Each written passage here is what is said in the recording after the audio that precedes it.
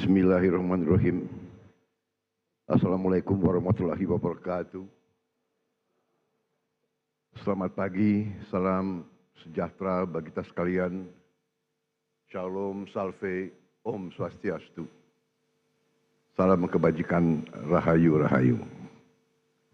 Yang saya hormati, Saudara Wakil Presiden Republik Indonesia, Saudara Gibran Rakabuming Raka, beserta Ibu Selvi Ananda Putri. Presiden ke-6 Republik Indonesia, Jenderal TNI Purnawirawan Profesor Dr. Susilo Bambang Yudhoyono.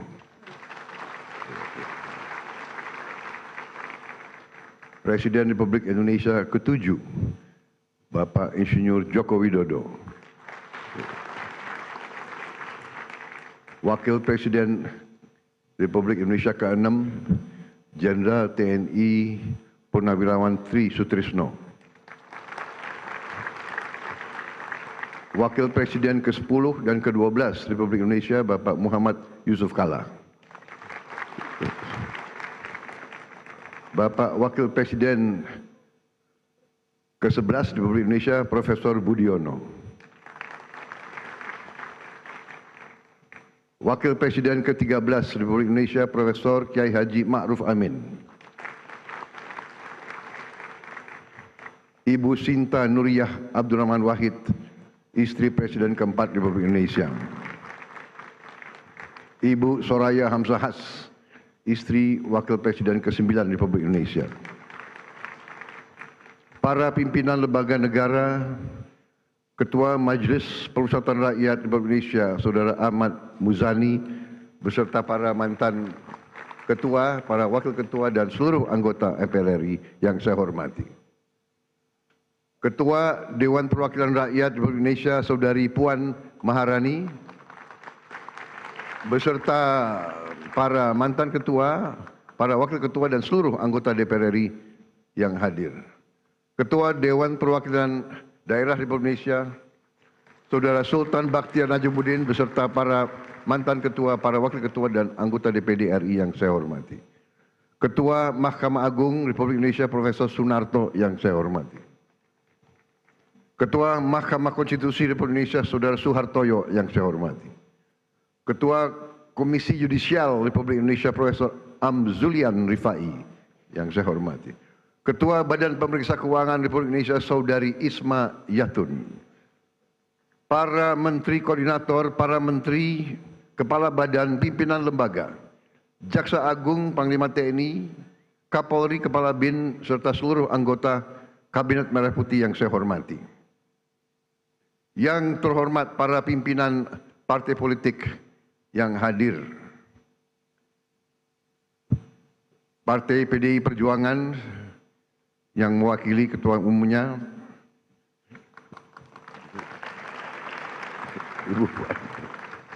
Ketua Umum Partai Golongan Karya, Saudara Bahlil Lahadalia, Ketua Umum Partai Gerindra, saya sendiri,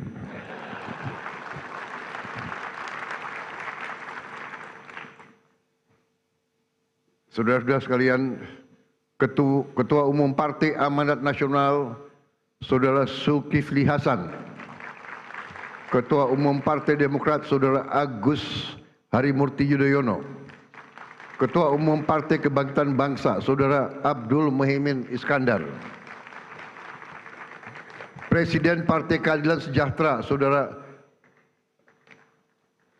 Muzamil Yusuf, Ketua Umum Partai Nasional Demokrat, Saudara Surya Paloh, para duta besar negara sahabat yang saya hormati, para ketua Parlemen negara sahabat, Speaker of the House of Representatives from Malaysia, His Excellency Tan Sri Dato' Dr. Johari bin Abdul dari Parlemen Malaysia, Speaker of Legislative Council of Brunei, His Excellency Dato Seri Setia Awang Haji Abdul Darussalam Rahman. Speaker of the Parliament of Singapore, His Excellency Mr. Seah Kian Peng. Speaker of the National Parliament of Timor-Leste, Her Excellency Miss Maria Fernanda Lai. Yang saya hormati dan saya banggakan rekan-rekan pers media dari dalam dan luar negeri, para tamu undangan yang saya hormati, para wakil-wakil rakyat yang hadir, saudara-saudara sekalian yang saya cintai, seluruh rakyat Indonesia, sebangsa dan setanah air dimanapun engkau berada pada hari ini. Saudara-saudara sekalian yang saya hormati, pada tanggal 17 Agustus 2025, 80 tahun sudah para pendiri bangsa Indonesia mendeklarasikan kemerdekaan Indonesia. Proklamasi tanggal 17 Agustus 1945 adalah momen penting dalam perjuangan panjang bangsa ini untuk berdiri di atas kaki kita sendiri. Setelah deklarasi kemerdekaan 17 Agustus 1945, bangsa kita berperang selama 5 tahun. Kita berperang merebut kemerdekaan dengan senjata dan dengan diplomasi, dengan semua kekuatan kita, hingga kedaulatan kita benar-benar dapat kita rebut dan diakui pada tahun 1949. Sejak itu, para pendahulu saya, Presiden Republik Indonesia pertama hingga Presiden Republik Indonesia yang ketujuh, bekerja keras membangun bangsa Indonesia. Bekerja keras untuk mewujudkan bangsa yang adil dan makmur. Presiden Soekarno telah memimpin perjuangan pembentukan Negara Kesatuan Republik Indonesia dan berhasil mempertahankan keutuhan wilayah Republik Indonesia di tengah berbagai intervensi dan invasi dari negara-negara asing. Presiden Soekarno juga berhasil mengintegrasikan Irian Barat ke dalam NKRI. Presiden Soeharto melaksanakan pembangunan ekonomi yang merata dari Sabang sampai Merauke, berhasil mewujudkan swasembada pangan dan meletakkan dasar-dasar industrialisasi ekonomi dan menurunkan kemiskinan ekstrim. Presiden Habibie mengenalkan kita ke arah teknologi tinggi, mampu menjaga stabilitas ekonomi di tengah krisis multidimensi tahun 1998. Presiden Abdurrahman Wahid menjaga stabilitas bangsa, berhasil memperkokoh kerukunan antara suku, agama, dan ras, sehingga jati diri bangsa Indonesia sebagai bangsa majemuk dalam keharmonisan terbentuk secara kuat dan kokoh. Presiden Megawati menyelesaikan proses pemulihan ekonomi akibat krisis ekonomi dan moneter yang berkepanjangan, menyelesaikan ribuan kasus perusahaan-perusahaan yang kolaps akibat krisis moneter 1998 dan melaksanakan pemilihan umum secara langsung untuk pertama kalinya serta memperkuat lembaga-lembaga negara. Presiden Susilo Bambang Yudhoyono mengatasi kerawanan ekonomi karena krisis keuangan dunia 2008, berhasil menyelesaikan konflik Aceh dan meletakkan dasar yang kuat untuk pembangunan ekonomi yang adil, merata, dan terencana. Presiden Joko Widodo membangun berbagai infrastruktur penting, meningkatkan konektivitas antara sentra-sentra ekonomi, memimpin kita di saat yang kritis, yaitu pandemi COVID-19, sehingga Indonesia termasuk salah satu negara yang paling cepat pulih dari dampak pandemi, keluar dari kesulitan ekonomi, dan juga beliau merintis pembangunan ibu kota negara Nusantara dan meletakkan dasar strategi hilirisasi sumber daya alam Indonesia. Seluruh presiden pendahulu saya bersama pemerintah yang mereka pimpin berupaya mewujudkan Indonesia yang lebih dekat dengan cita-cita kemerdekaan kita, yaitu negara yang merdeka, berdaulat, adil, dan makmur. negara yang sesuai dengan cita-cita pembentukan negara kita, yang tercantum dalam pembukaan Undang-Undang Dasar 1945, yaitu negara yang melindungi segenap bangsa Indonesia dan seluruh tumpah darah Indonesia, memajukan kesejahteraan umum, mencerdaskan kehidupan bangsa, dan melaksanakan ketertiban dunia yang berdasarkan kemerdekaan, perdamaian abadi, dan keadilan sosial. Saudara-saudara sekalian yang saya hormati, tujuan kita merdeka adalah untuk merdeka dari kemiskinan, untuk merdeka dari kelaparan, merdeka dari penderitaan. Negara kita harus bisa berdiri di atas kaki kita sendiri. Negara kita harus berdaulat secara ekonomi dan mampu memenuhi kebutuhan pangan kita sendiri. Negara kita diberi karunia oleh Allah SWT sumber daya yang melimpah ruah. Tantangan kita adalah menjaga dan mengelola kekayaan kita agar cita-cita kemerdekaan kita dapat terwujud dalam waktu sesingkat-singkatnya. Hadirin sekalian, hari ini 299 hari yang lalu saya berdiri di sini dan diambil sumpah oleh MPR di hadapan wakil-wakil rakyat Indonesia, di hadapan rakyat Indonesia, dan terutama di hadapan Tuhan Yang Maha Kuasa, bersama wakil presiden saya, Saudara Gibran Rakabuming Raka. Dan di hari yang hikmat ini, saya kembali berdiri di depan saudara-saudara, di depan wakil-wakil rakyat, untuk menyampaikan laporan kerja pemerintahan yang saya pimpin dan lembaga-lembaga negara.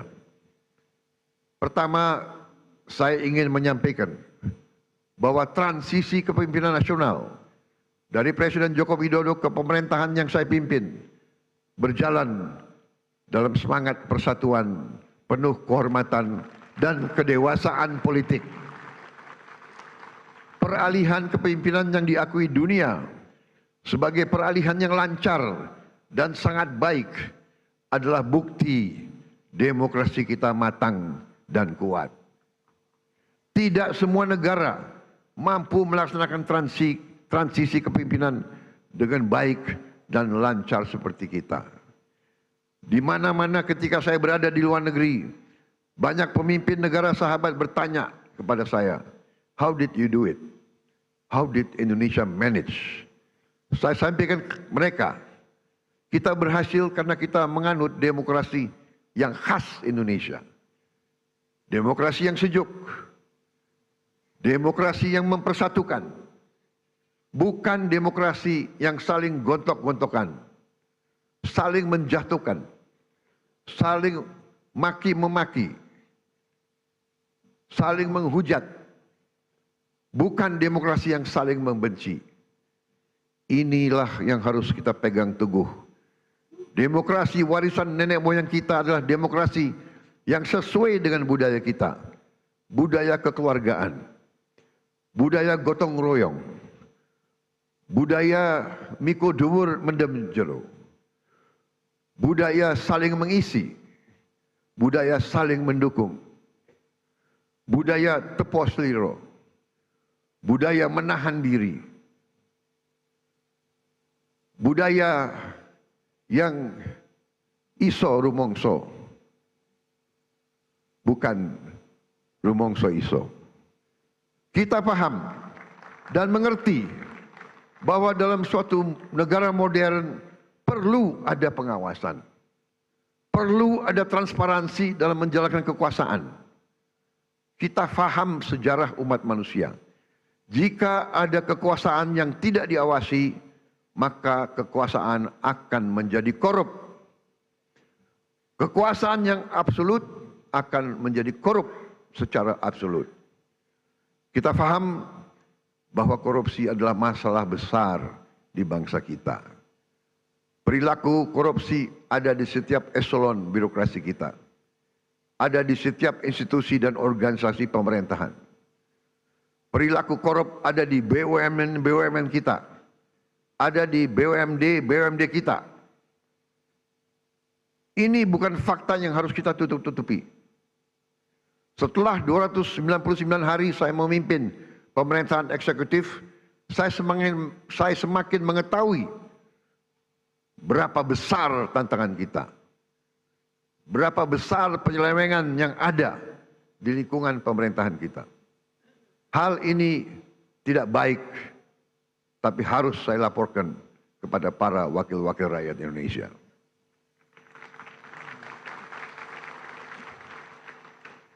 Dalam pidato pelantikan saya di sini, saya sampaikan, bangsa Indonesia harus berani melihat kekurangan-kekurangan sendiri.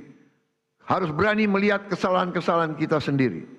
Harus berani melihat penyakit-penyakit yang ada di tubuh kita, agar kita bisa perbaiki kekurangan-kekurangan tersebut. Tanpa mau mengakui, tidak mungkin kita mampu memperbaiki. Saya disumpah untuk melaksanakan perintah Undang-Undang Dasar Republik kita. Karena itu, saya tidak ada pilihan lain selain memimpin upaya pemberantasan korupsi dan penyelewengan di semua lembaga eksekutif dan pemerintah. Itulah sebabnya pada awal tahun 2025 ini kami telah identifikasi dan telah selamatkan 300 triliun uang, 300 triliun rupiah dari APBN yang kami lihat rawan diselewengkan. Di antaranya anggaran perjalanan dinas luar dan dalam negeri yang begitu besar, anggaran alat tulis kantor yang begitu besar, dan berbagai anggaran yang selama ini jadi sumber korupsi dan sumber bacaan. Efisiensi ini diperintah oleh Undang-Undang Dasar kita, yaitu ayat 4 pasal 33 Undang-Undang Dasar Negara Republik Indonesia. 300 triliun rupiah kami geser untuk hal-hal yang lebih produktif dan langsung bisa dirasakan rakyat banyak. Majelis yang terhormat, sebagai Presiden Republik Indonesia, saya bertanggung jawab atas pemerintahan eksekutif. Saya berkewajiban menegakkan hukum demi keselamatan bangsa. Saat ini kita menghadapi realita terjadi kebocoran kekayaan negara kita dalam skala yang sangat besar. Kita mengalami suatu kondisi yang saya sebut net outflow of national wealth. Janganlah kita menghabiskan tenaga kita untuk mencari siapa yang salah. Kita tidak ada waktu. Kita tidak punya cukup energi untuk mencari kesalahan orang. Pemerintah yang saya pimpin harus memusatkan diri untuk mencari solusi yang tepat dan cepat atas masalah pokok ini. Ibarat sebuah badan, kalau darahnya terus mengalir keluar, maka pada suatu titik badan itu akan mati. Kalau mengalirnya kekayaan kita ke luar negeri, kita biarkan terus-menerus, kita berpotensi jadi negara gagal. Karena itu saya berkewajiban untuk mengambil langkah-langkah yang perlu, walaupun itu sulit dan juga tidak populer bagi pihak-pihak tertentu. Saya harus mengambil langkah-langkah untuk menyelamatkan kekayaan negara agar bisa digunakan untuk kepentingan bangsa kita di hari ini dan di hari esok, untuk kepentingan generasi sekarang dan generasi mendatang. Terus terang saya katakan di sini di hadapan saudara-saudara sekalian, kalau kita konsekuen menjalankan apa yang telah dibuat oleh para pendiri bangsa kita, oleh Bung Karno, Bung Hatta, Bung Syahrir, Haji Agus Salim, tokoh-tokoh generasi 45, yaitu rancang bangun, blueprint negara, bagaimana negara harus dijalankan, yang semua sudah tertuang dalam Undang-Undang Dasar 1945. Saya yakin bangsa kita akan selamat. Undang-Undang Dasar 1945 harus kita pelajari. Undang-Undang Dasar 1945 janganlah menjadi mantra, janganlah menjadi slogan, hanya di bibir kita teriak-teriak terus. Undang-Undang Dasar 1945 adalah rancang bangun yang relevan, rancang bangun yang ampuh, rancang bangun yang nyata, dan rancang bangun yang operasional untuk kita gunakan. Saya melihat ada kecenderungan dari sebagian kaum elit Indonesia, sebagian orang-orang yang memandang dirinya paling pintar di republik ini. Mereka memandang bahwa pemikiran Bung Karno, pemikiran Bung Hatta, pemikiran generasi 45 tidak relevan lagi di zaman sekarang. Sudah kuno, sudah lawas untuk menghadapi tantangan abad ke-21. Menurut hemat saya, pemikiran tersebut adalah keliru. Generasi 45, generasinya Bung Karno, Bung Hatta, Syahrir, semua tokoh-tokoh itu adalah generasi yang mengalami penjajahan. Mereka mengalami imperialisme. Mereka sadar dan mereka merasakan, melihat bahwa kekayaan Indonesia diangkut ratusan tahun keluar dari Nusantara ini. Karena itu mereka menyusun rancang bangun. Mereka buat dokumen yang tidak terlalu panjang, tapi sangat eksplisit menjelaskan bagaimana kita harus laksanakan ekonomi kita dan demokrasi kita. Saya berkeyakinan apabila kita jalankan rancang bangun yang sudah dibuat oleh para pendahulu kita, kita akan jadi negara yang kuat. Saudara-saudara sekalian, kekuatan suatu negara terletak bagaimana negara itu bisa menguasai dan mengelola kekayaan. Karena itu kita harus berani koreksi apabila kita telah mengambil langkah yang keliru. Sungguh aneh negara dengan produksi kelapa sawit terbesar di dunia pernah mengalami kelangkaan minyak goreng. Ini aneh sekali. Tidak masuk di akal sehat. Dan ternyata memang itu ternyata adalah permainan manipulasi yang tadi sudah disinggung oleh Ketua DPR yang saya beri nama Serakah Nomex.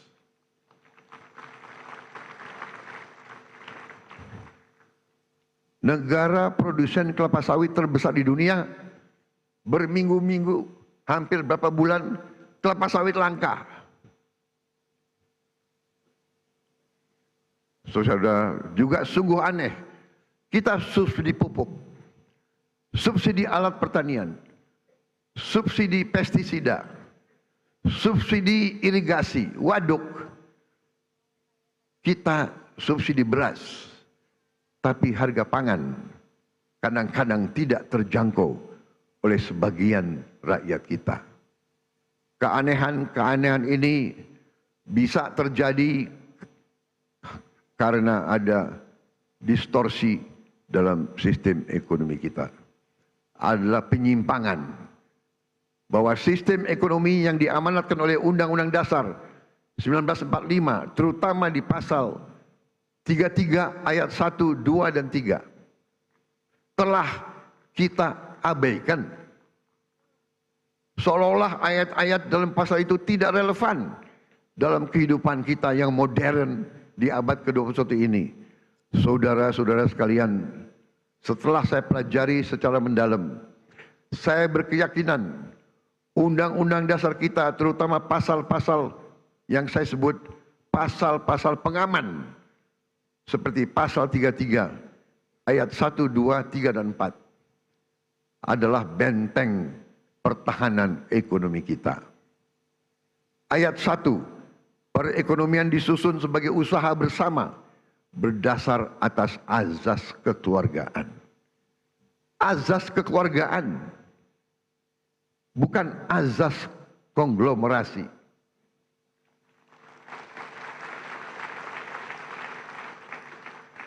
Cabang-cabang produksi yang penting bagi negara dan yang menguasai hajat hidup orang banyak dikuasai oleh negara. Saudara-saudara sekalian, saya ingin bertanya, apakah beras itu penting bagi negara atau tidak? Menguasai atau tidak hajat hidup orang banyak? Apakah penggilingan padi itu penting bagi negara? Apakah penggilingan padi itu hajat hidup orang banyak? Tapi ada sementara, tidak semua, saya harus fair, ada sementara pengusaha-pengusaha yang justru memanfaatkan kekuatan mereka, kekuatan modal mereka untuk dominasi dan manipulasi kehidupan rakyat, dan ini tidak bisa kita terima. Ayat 3, bumi dan air dan kekayaan alam yang terkandung di dalamnya dikuasai oleh negara dan dipergunakan untuk sebesar-besar kemakmuran rakyat. Saudara-saudara, ayat 4, perekonomian nasional diselenggarakan berdasar atas demokrasi ekonomi dengan prinsip kebersamaan, efisiensi, berkeadilan. Jadi efisiensi ini perintah Undang-Undang Dasar. Tapi ada yang demo lawan efisiensi. Berwawasan lingkungan, kemandirian, serta dengan menjaga keseimbangan kemajuan dan kesatuan ekonomi nasional. Saudara-saudara, ketika kita tidak konsekuen menjalankan undang-undang dasar kita, terjadilah distorsi ekonomi. Terjadilah pemerataan ekonomi yang tidak cepat, di mana yang menikmati pertumbuhan ekonomi kita hanya segelintir orang saja. Terjadilah kondisi di mana pertumbuhan ekonomi rata-rata 5% selama 7 tahun terakhir tidak tercermin dalam kondisi nyata rakyat Indonesia. Masih terlalu banyak anak-anak yang kelaparan, petani dan nelayan yang kesulitan menjual hasil panennya, rakyat yang belum memiliki rumah layak huni, guru yang belum dihargai, serta keluarga yang tak sanggup berobat karena biaya atau karena tidak ada fasilitas kesehatan di daerahnya. Namun, ketika kita konsekuen menjalankan undang-undang dasar kita dalam 299 hari ini, alhamdulillah saya dapat melaporkan bahwa kita telah mencapai berbagai kemajuan yang cukup berarti. Di tengah konflik politik, konflik ekonomi secara global, perang dagang, perang tarif, ekonomi Indonesia masih berhasil tumbuh di atas 5%. Tumbuh dalam 5,12%. Dan para pakar yakin bahwa ini akan semakin meningkat di saat-saatnya akan mendatang. Di tengah dunia yang penuh gonjang-ganjing, realisasi investasi kita semester pertama 2025 telah mencapai 942 triliun, naik 13,6% dari tahun lalu. Telah mencapai target APBN 2025 sebelum tahun 2025 berhasil. Dan berhasil menyerap tenaga kerja Indonesia 1.200.000 orang. Saudara-saudara sekalian, kita telah melaksanakan intervensi strategis untuk memperbaiki gizi 82 juta anak-anak Indonesia dan ibu-ibu hamil. Saudara-saudara sekalian, sekarang kita telah mencapai kemajuan yang membanggakan. Pagi ini saya mendapat laporan dari Badan Gizi Nasional sudah 20 juta anak sekolah. Anak belum sekolah, ibu hamil dan ibu menyusui sudah menerima makan bergizi gratis setiap hari. Terima kasih Badan Gizi Nasional. Di hadapan majelis terhormat ini, saya menyampaikan penghargaan saya kepada Kepala Badan dan seluruh anggota Badan Gizi Nasional yang telah bekerja keras mencapai hal ini. Saudara-saudara sekalian, dalam 7 bulan kita berhasil mencapai apa yang negara-negara lain butuh belasan tahun. Saya telah jumpa dengan Presiden Brazil dan mantan Presiden Brazil. Brazil butuh 11 tahun untuk mencapai 40 juta makan bergizi gratis setiap hari. Saudara-saudara, kita kadang-kadang harus mengakui bahwa bangsa kita punya kemampuan. Bangsa kita bila ada kehendak, banyak yang bisa kita kerjakan bersama. Begitu banyak masalah manajemen yang harus kita hadapi agar program ini berjalan baik. Pembangunan fisik dapur, pengelolaan rantai pasok, pelatihan manajer-manajer dan pelaksana-pelaksana. Sekali lagi, saya tadi ucapkan terima kasih kepada Kepala Badan Gizi Nasional. Saudara dan anggotamu telah bekerja dengan baik. Kita kadang-kadang kalau yang berbuat baik, kita lupa ucapan terima kasih. Kalau yang berbuat salah, kita tidak akan lupa-lupa. Terus diingat. Saya juga ucapkan terima kasih kepada semua pihak yang telah mendukung terlaksananya makan bergizi gratis. TNI, Polri, Nahdlatul Ulama, Muhammadiyah, ormas-ormas, koperasi-koperasi, yayasan-yayasan yang telah rame-rame terlibat dan bergotong royong membentuk Satuan Pelayanan Pemenuhan Gizi di seluruh provinsi Indonesia. Makan bergizi gratis bukan semata program sosial, melainkan fondasi untuk menciptakan generasi yang sehat, cerdas, dan produktif. PBB mengatakan bahwa MBG adalah investasi terbaik yang bisa dilakukan oleh sebuah bangsa. Walau baru berjalan 8 bulan, hasil dari makan bergizi gratis mulai terasa. Angka kehadiran anak di sekolah meningkat.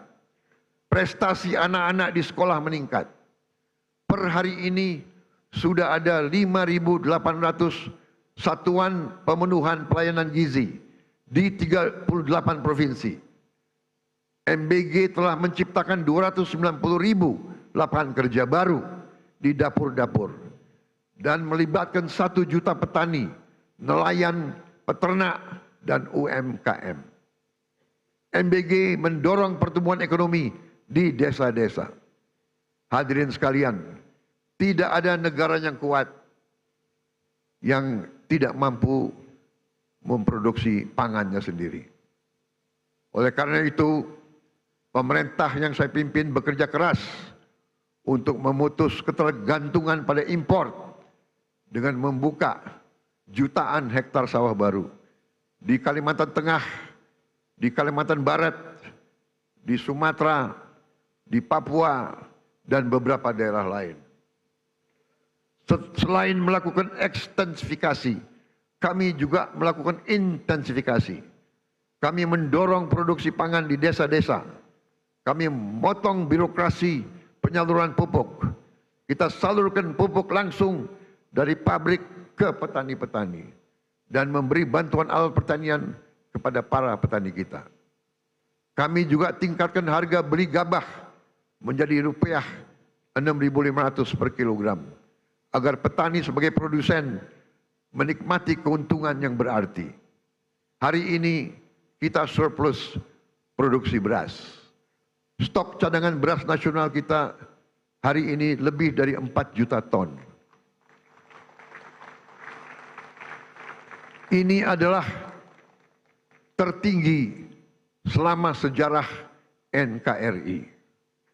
Untuk pertama kali dalam puluhan tahun Indonesia bisa kembali mengekspor beras dan jagung.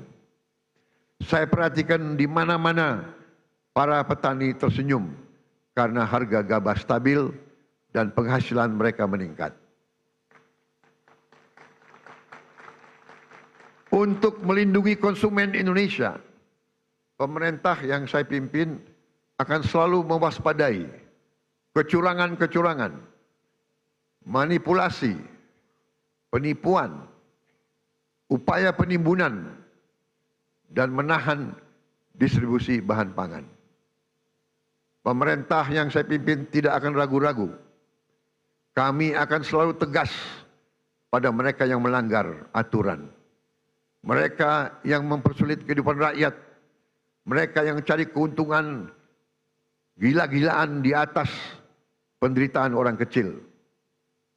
Pemerintah yang saya pimpin akan konsekuen menggunakan segala kewenangan yang diberikan kepada kami dari Undang-Undang Dasar 1945 dan juga Undang-Undang Nomor 7 tahun 2014 tentang perdagangan, terutama pasal 107, Jungto pasal 29 ayat 1 yang berbunyi pelaku usaha yang menyimpan barang kebutuhan pokok dan atau barang penting dalam jumlah dan waktu tertentu pada saat terjadi kelangkaan barang, gejolak harga dan atau hambatan lalu lintas bisa mendapat pidana penjara paling lama 5 tahun dan atau denda paling banyak 50 miliar rupiah.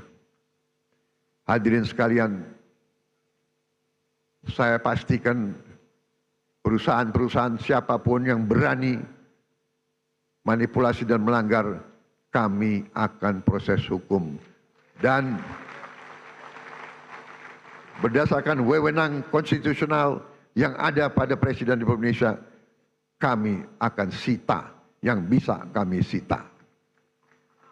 Kami akan selamatkan rakyat. Kami akan membela kepentingan rakyat. Kami pastikan rakyat Indonesia tidak akan menjadi korban serakanomics. Korban mereka-mereka yang mengejar keuntungan sebesar-besarnya, menipu dan mengorbankan rakyat Indonesia, dan membawa keuntungan itu, kekayaan itu keluar dari Republik Indonesia. Ini harus kita hentikan.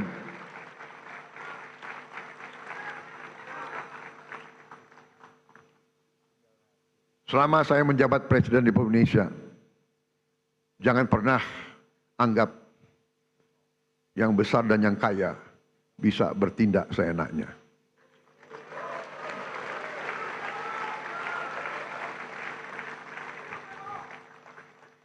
Kami tidak gentar dengan kebesaranmu. Kami tidak gentar dengan kekayaanmu. Karena kekayaanmu berasal dari rakyat Indonesia. Pemerintah yang saya pimpin tidak akan ragu-ragu membela kepentingan rakyat Indonesia.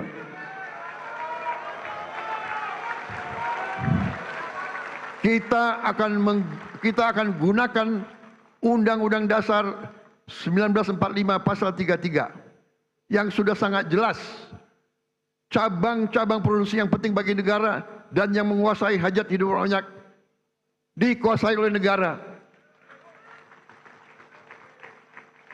Ini warisan Bung Karno, ini warisan Bung Hatta, ini warisan Bung Syahrir. Saya yakin mereka berada di atas kebenaran. Atas dasar inilah hari ini saya umumkan, setelah pertimbangan cermat oleh pemerintah untuk melindungi hak rakyat mendapatkan beras yang tepat. Tepat takaran, tepat kualitas, harga terjangkau, dan usaha penggilingan beras skala besar harus mendapat izin khusus dari pemerintah. Kalau mereka masih mau bergerak di bidang ini. Kalau tidak, yang besar silahkanlah pindah ke bidang lain. Jangan main di atas kebutuhan dasar rakyat Indonesia.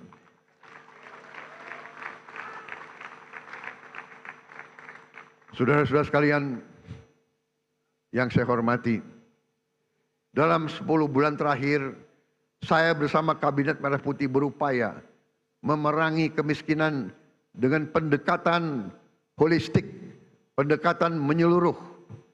Kami ingin angka kemiskinan ekstrem segera turun ke 0% dalam tempo sesingkat-singkatnya. Karena itu untuk pertama kali dalam sejarah Republik Indonesia, kami telah membentuk sistem data tunggal sosial ekonomi nasional, DTSEN. DTSEN menjadi pegangan kita. Kami pastikan program-program pemerintah untuk masyarakat miskin tepat sasaran. Dengan DTSEN kami menjaring siapa yang berhak menerima manfaat. Sebelumnya kami dapat laporan bahwa masih ada orang kaya yang menikmati subsidi rakyat. Dengan sekarang kita ingin tepat sasaran. Saudara-saudara sekalian, salah satu upaya kita untuk memutus rantai kemiskinan absolut adalah kita membentuk sekolah rakyat. Kita sudah berhasil membangun dan membuka 100 sekolah rakyat. Kita harapkan tahun depan akan menjadi 200, tahun selanjutnya akan menjadi 300, dan seterusnya. Sekolah rakyat ini diperuntukkan untuk mereka yang dari desil yang terendah. Desil 1, 2. Dari mereka yang benar-benar penghasilannya sangat-sangat rendah. Mereka kita asramakan. Mereka kita berdayakan dengan kualitas pendidikan yang baik. Ini adalah untuk memutus rantai kemiskinan. Anak-anak yang miskin, kalau orang tuanya miskin, mereka tidak perlu untuk terus miskin. Ini yang kita telah upayakan dan ini sedang kita kerjakan sekarang. Bagaimana dengan sekolah-sekolah lain? Kita telah juga membentuk sekolah unggulan. Kita telah membangun dan akan membangun dan selesaikan sekolah unggulan untuk mengejar ketertinggalan kita di bidang sains dan teknologi. Kita bentuk sekolah unggul Garuda, rencananya 20, dan akan ada 80 sekolah unggul Garuda transformasi. Sekolah-sekolah yang sudah ada ikut dalam program ini. Dan kami juga akan menambah SMA Taruna Nusantara terintegrasi di seluruh pelosok negeri. Tahun ini kita juga akan menambah fakultas-fakultas kedokteran di seluruh Indonesia. Kita ketinggalan dalam menghasilkan dokter-dokter dan dokter gigi. Saudara-saudara sekalian, pendidikan sangat penting. Kita juga akan renovasi lebih dari 13.000 sekolah dan 1.400 madrasah. Dan ini masih jauh kurang dari yang kita inginkan. Tapi tahun ini adalah permulaan. Tahun depan kita akan cari uang untuk menambah hal ini. Juga untuk mengejar ketertinggalan kita, tahun ini kita akan sebarkan 288.000 layar pinter smart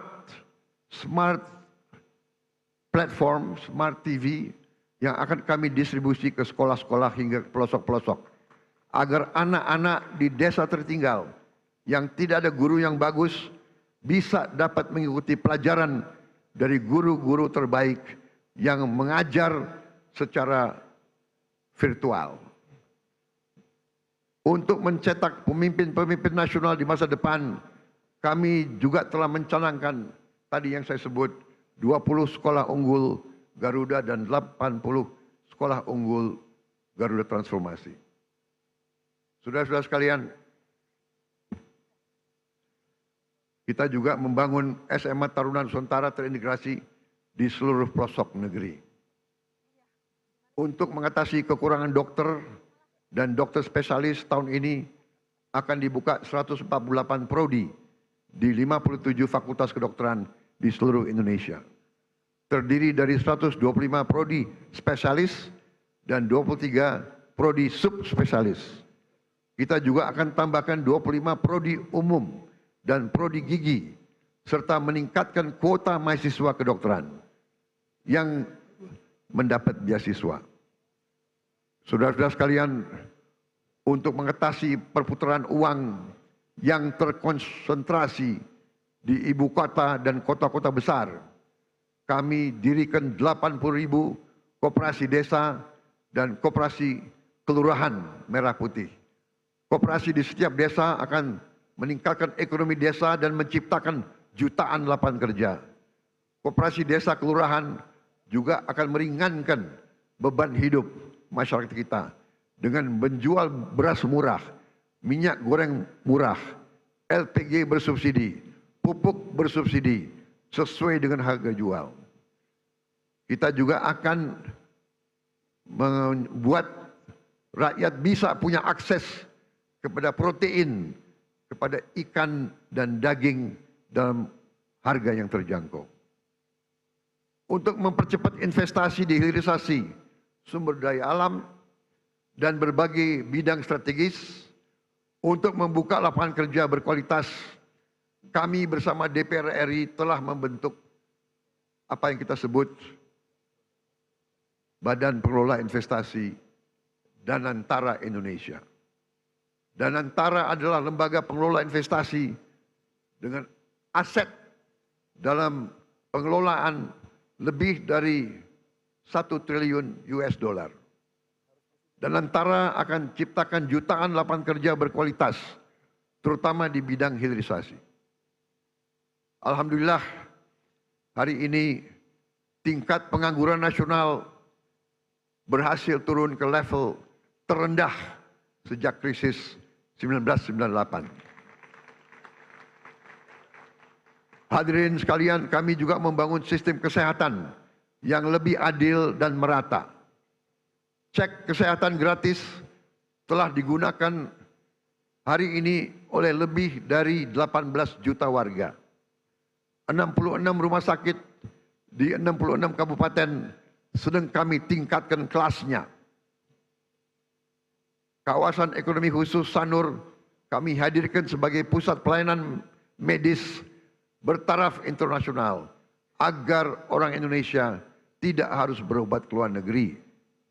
Kami tegakkan kedaulatan Indonesia di panggung dunia. Kami putuskan Indonesia bergabung dengan BRICS. Indonesia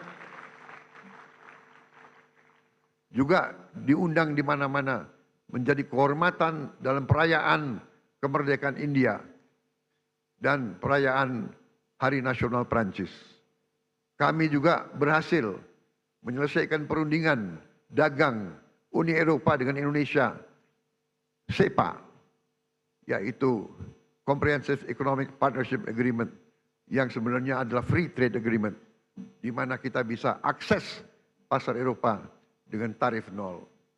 Kita juga berunding dengan Amerika. Indonesia aktif memperjuangkan pengakuan Palestina dan memimpin pembahasan solusi dua negara. Saat ini juga 2 pesawat Hercules kita sedang beroperasi di Timur Tengah menerjunkan bantuan-bantuan dari udara ke Gaza. Saudara-saudara sekalian, kami bekerja untuk menegakkan hukum dan keadilan. Salah satu yang penting adalah dalam menegakkan hukum dan keadilan, gaji hakim harus dalam keadaan baik. Kami telah naikkan untuk beberapa hakim sampai dengan 280% peningkatannya. Kami juga tidak segan-segan membongkar kasus-kasus korupsi besar. Bersama TNI dan Polri kami pastikan bumi dan air dan kekayaan alam yang terkandung di dalamnya dikuasai oleh negara dan dipergunakan untuk sebesar-besar kemakmuran rakyat.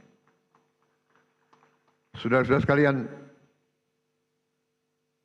beberapa saat yang lalu, beberapa tahun yang lalu, kita mendapat laporan ada ribuan, ada jutaan perkebunan kelapa sawit yang melanggar hukum, yang menyimpang regulasi. Ada yang membuat perkebunan di hutan lindung. Ada yang tidak melaporkan luasnya perkebunan mereka. Ada yang dipanggil BPKP tidak mau datang. Kami terbitkan Peraturan Presiden Nomor 5 tahun 2025 tentang penertiban kawasan hutan. Dan pada hari ini saya melaporkan di majelis ini bahwa pemerintah Republik Indonesia sudah menguasai kembali 3,1 juta hektar dari potensi 5 juta hektar lahan sawit yang dilaporkan melanggar aturan, tapi kita belum verifikasi. Yang sudah jelas kita verifikasi melanggar aturan adalah 3,7 juta hektar, dan dari 3,7 juta hektar, 3,1 juta sudah dikuasai kembali. Saudara-saudara sekalian, perlu saya laporkan juga di sini bahwa ada keputusan pengadilan yang sudah ingkrah 18 tahun yang lalu yang memerintahkan ada kebun-kebun kelapa sawit yang harus disita, tapi tidak ada penegak hukum waktu itu yang mau melaksanakannya. Saya tidak tahu kenapa. Tapi saya telah perintahkan dikuasai kembali oleh negara, dan untuk itu kita telah menggunakan pasukan-pasukan TNI untuk mengawal tim-tim yang menguasai kebun-kebun tersebut. Karena sering terjadi perlawanan, berani-berani melawan pemerintah NKRI, ya kita hadapi, saudara-saudara sekalian. Setelah ini kita akan tertibkan juga tambang-tambang yang melanggar aturan.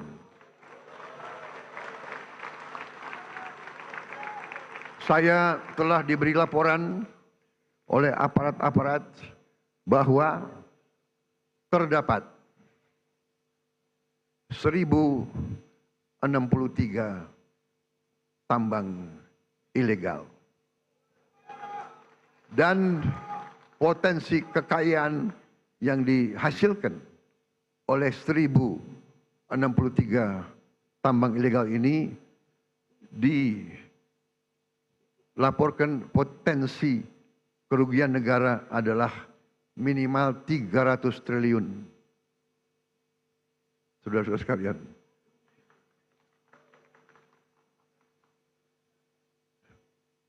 saya minta dukungan seluruh MPR. Saya minta dukungan seluruh partai politik untuk mendukung ini demi rakyat kita, saudara-saudara sekalian.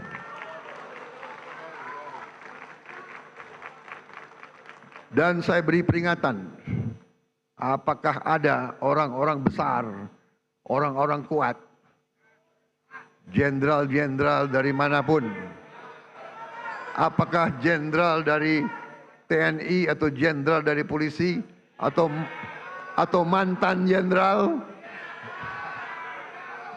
tidak ada alasan kami akan bertindak atas nama rakyat.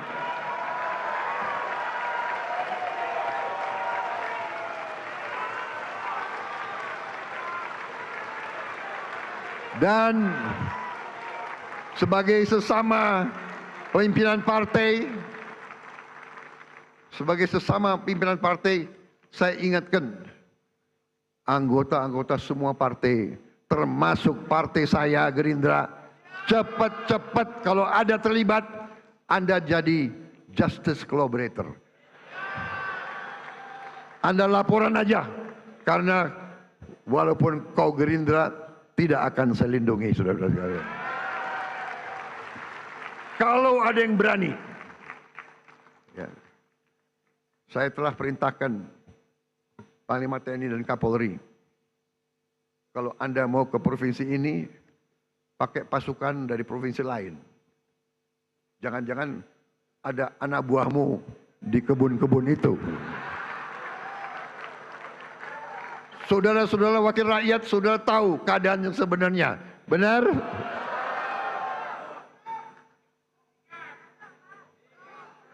Saya sudah lama jadi orang Indonesia.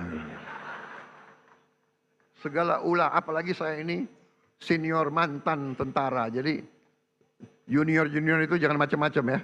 Aku tahu. Kalau rakyat yang nambang, ya sudah, kita bikin koperasi. Kita legalkan. Kita atur, kita legalkan, ya. Tapi jangan alasan rakyat tahu-tahu nyelundup.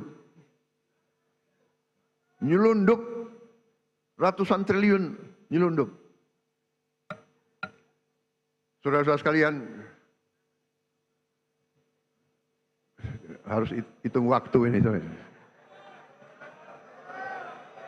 Dengan kondisi geopolitik yang semakin tidak menentu, Indonesia harus punya pertahanan yang kuat untuk menjaga kekayaan kita.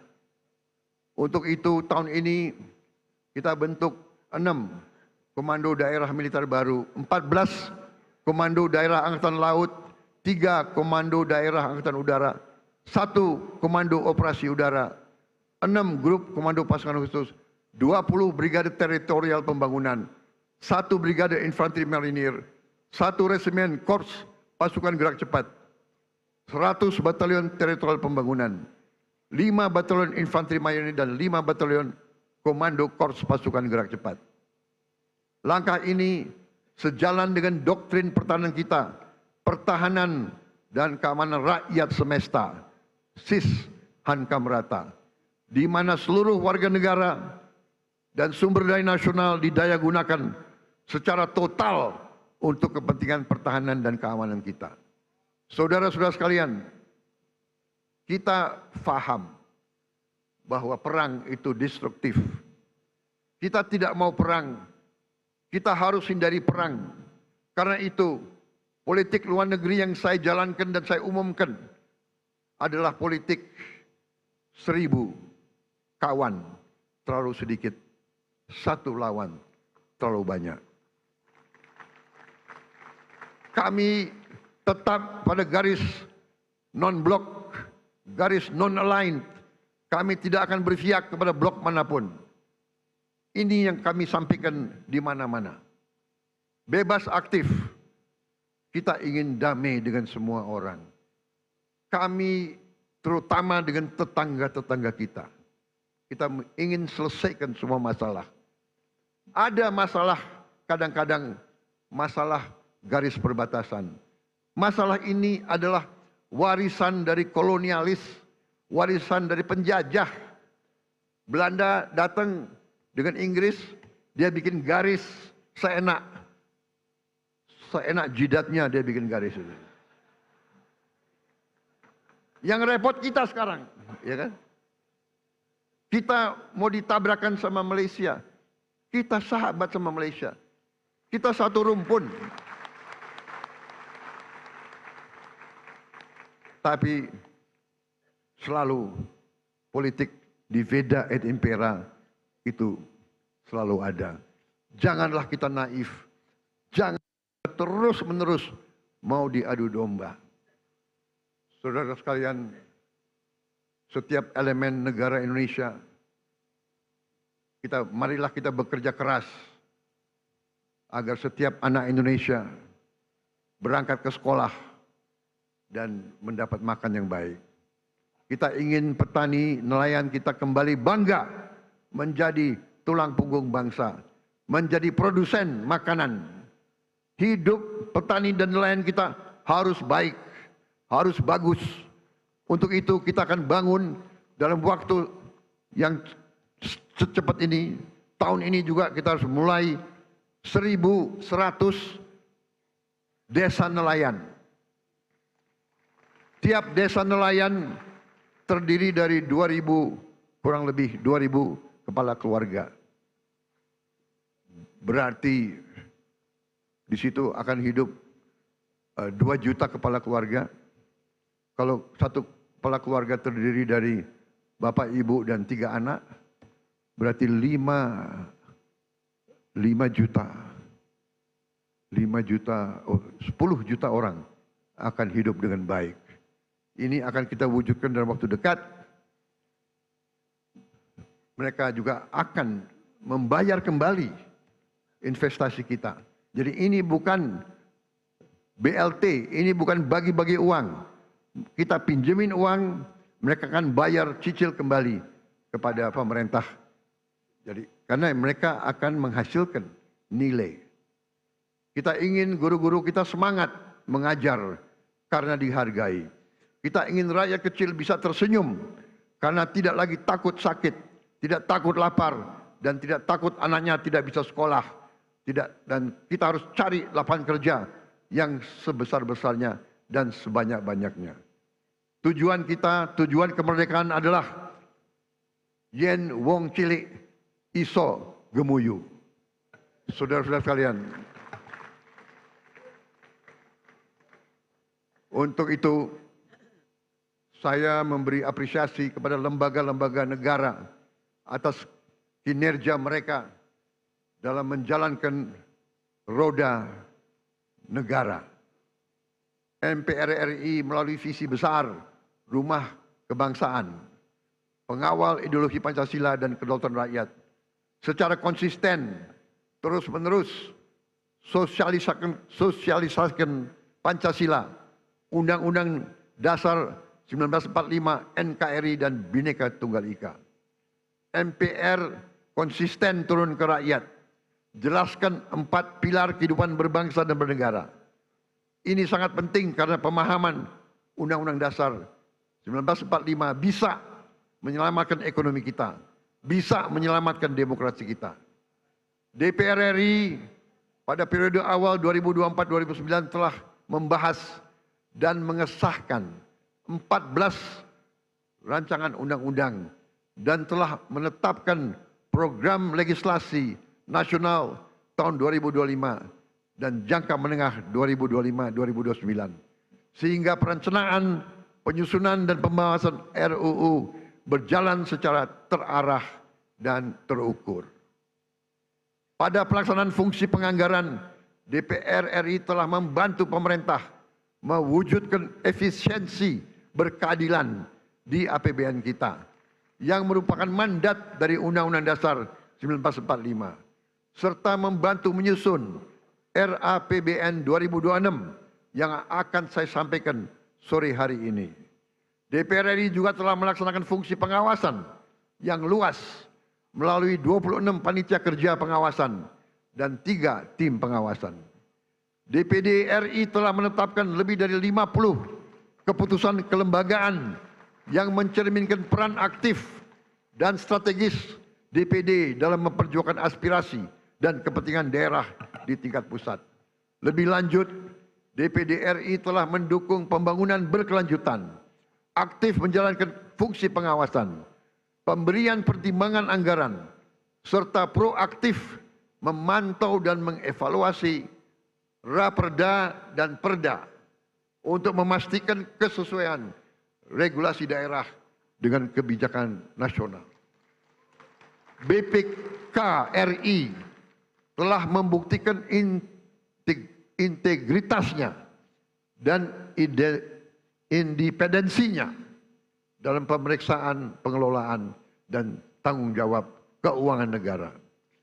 Capaian BPK di tahun 2024 antara lain mendorong peningkatan akuntabilitas tata kelola keuangan negara serta kualitas pertanggungjawaban pelaksanaan anggaran, sehingga kementerian dan lembaga yang telah mencapai status wajar tanpa pengecualian mencapai 97,7%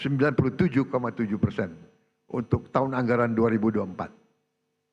Mengawal program prioritas nasional, meningkatkan efektivitas belanja APBN, serta penyelamatan puluhan triliun rupiah uang dan aset negara.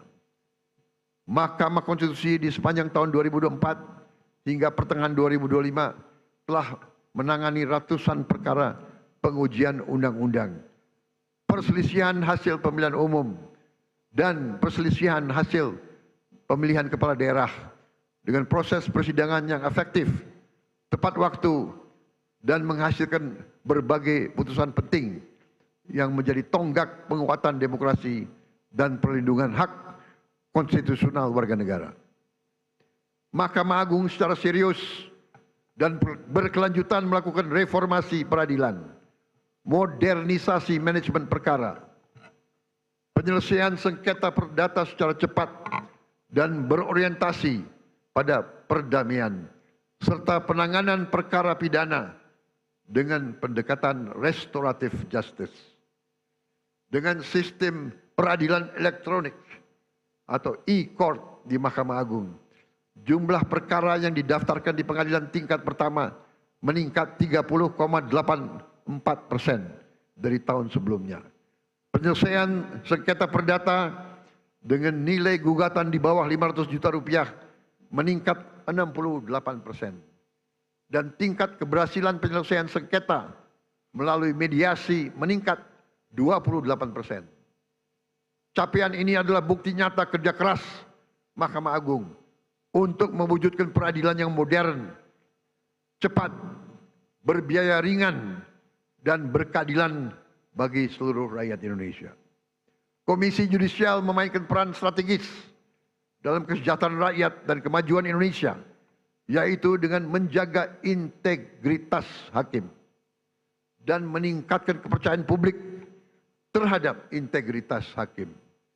Sepanjang tahun 2024 sampai dengan periode Juli 2025, Komisi Yudisial telah melaksanakan seleksi calon hakim agung dan hakim ad hoc yang menghasilkan sebanyak 9 orang calon hakim agung, 3 orang calon hakim ad hoc di Mahkamah Agung.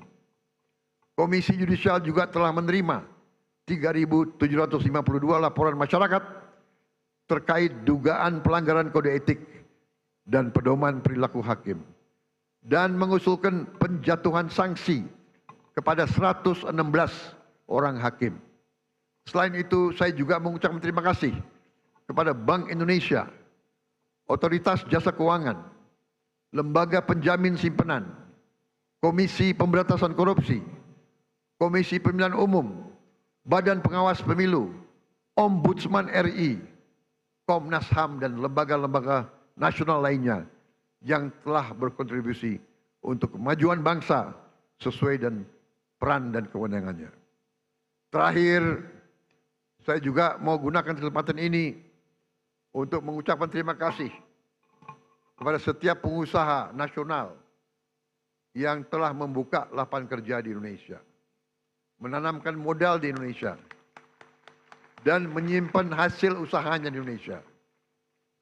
Jangan salah, tidak semua pengusaha yang besar itu ikut dalam alam mazhab Slakahnomics. Justru sebagian besar kita ajak untuk membangun Indonesia bersama, Saya sampaikan ke mereka, mereka harus menjadi bagian dari Indonesia Incorporated. Indonesia Incorporated adalah konsep pembangunan ekonomi di mana semua stakeholder, semua pemain bergerak dalam satu kesatuan tim nasional. Yang kuat, yang besar punya peranan. Yang menengah punya peranan. Yang kecil punya peranan, kita bantu. Yang miskin kita berdayakan. Itu namanya Indonesia Incorporated. Saya sampaikan, kalau kita hilangkan kemiskinan, kalau orang yang berada di bawah garis kemiskinan punya uang, punya penghasilan, mereka punya daya beli, mereka akan beli barang-barang dari pabrik-pabrik yang dimiliki oleh perusahaan-perusahaan besar. Itu yang kita namakan suatu ekonomi mata rantai yang saling memperkuat, bukan saling menghancurkan. Saudara-saudara sekalian, saya percaya dan saya yakin bahwa dengan kita bersatu, dengan kita bergotong royong, dengan kita mencapai demokrasi sesuai dengan budaya kita, ekonomi sesuai dengan rancang bangun pendiri-pendiri bangsa kita, insya Allah Indonesia akan semakin kuat, semakin sejahtera. Kita memilih beberapa tonggak sebagai tema kita. Bersatu, berdaulat, rakyat sejahtera. Rakyat harus sejahtera. Kalau rakyat tidak sejahtera, saya katakan kita gagal sebagai negara merdeka. Kita akan berhasil sebagai negara merdeka kalau rakyat kita sejahtera. Karena itu, marilah kita bekerja sama. Kita berbeda-beda boleh, tapi satu tujuan kita. Silakan yang berada di luar pemerintah tidak ada masalah. Terima kasih. Kita butuh koreksi. Kita butuh pengawasan. Kita butuh kritik. Walaupun kadang-kadang kritik itu menyesakkan juga. Tapi nggak ada masalah. Jangan berhenti kritik. Saya juga minta dari koalisi kita tetap di dalam koalisi harus berani mengawasi, harus berani koreksi. Ya. Tidak boleh ada yang merasa lebih kuat dari hukum. Tidak boleh ada yang merasa tidak dapat diatur, tidak dapat diperiksa. Saya kira itu yang ingin saya sampaikan. Terima kasih. Sidang majelis yang terhormat, Dirgahayu Republik Indonesia ke-80.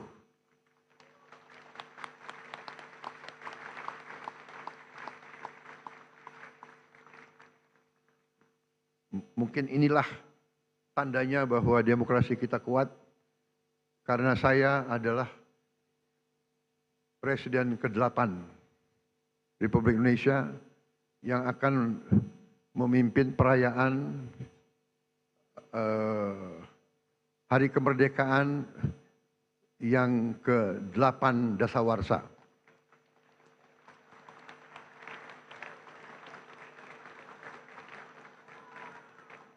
Memang ditakdirkan untuk jadi presiden ke-8 itu. Dan saya adalah bukti bahwa demokrasi kita berjalan. Karena saya ikut pemilu 5 kali.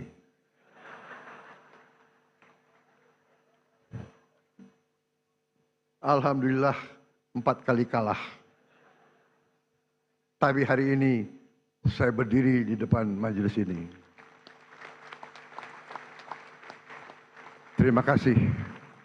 Terima kasih, saudara-saudara sekalian. Wassalamualaikum warahmatullahi wabarakatuh.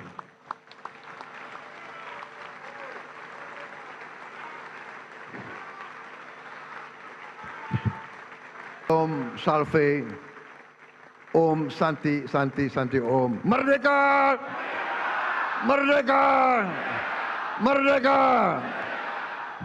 Terima kasih, selesai.